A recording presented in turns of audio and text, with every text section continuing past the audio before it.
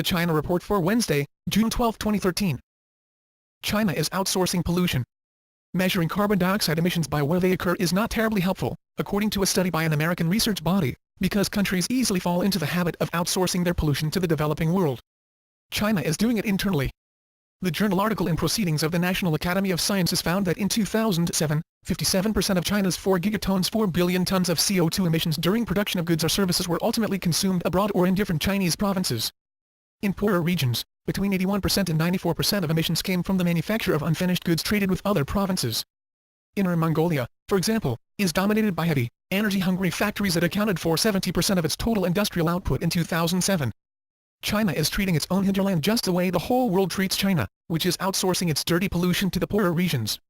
The coal industry is one of the leading pollution areas. And China produces vast amounts of coal. China's economic coming of age. The meeting between Presidents Obama and Xi in Palm Springs over the weekend presented another opportunity to berate China for its international economic imbalances, but the two presidents sensibly found more fruitful things to talk about. It's getting harder to find fault in China's interaction with the international economy. Is China getting close to becoming Robert Zoellick's responsible stakeholder in the world economy? China has routinely been accused of using an export-promoting strategy to foster its own growth at the expense of others. This was true until 5 years ago, but times have changed. The current account surplus has fallen from over 10% of GDP in 2007 to less than 2% this year. For comparison, Germany's external surplus is more than 6% of GDP. The contribution that net exports make to growth, the increase in exports less the increase in imports, provides a more precise measure. This has been negative for the past 5 years. Some persuasive voices in Washington are still ready to find fault. Of course, China still has plenty of economic challenges, but most of them are domestic. China still has a long way to go to achieve a sustainable internal balance, particularly between investment and consumption.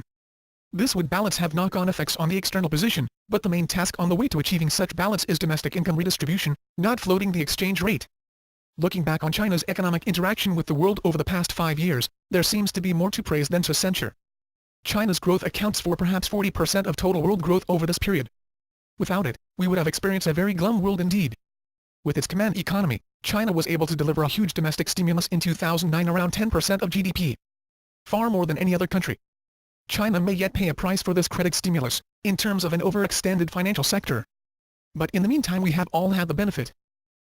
China's expanding waistlines. Over the past 2 decades, China's population has grown richer, older, more urban and fatter.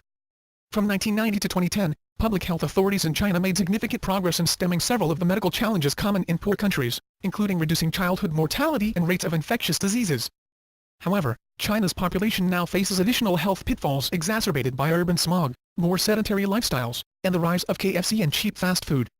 In short, China's public health challenges now look more like America's, for better and worse. That was a main finding of researchers at the Chinese Center for Disease Prevention and Control, Peking Union Medical College, and the Institute for Health Metrics and Evaluation at the University of Washington, which published a collaborative paper on public health in China in the June 8 issue of the British medical journal The Lancet.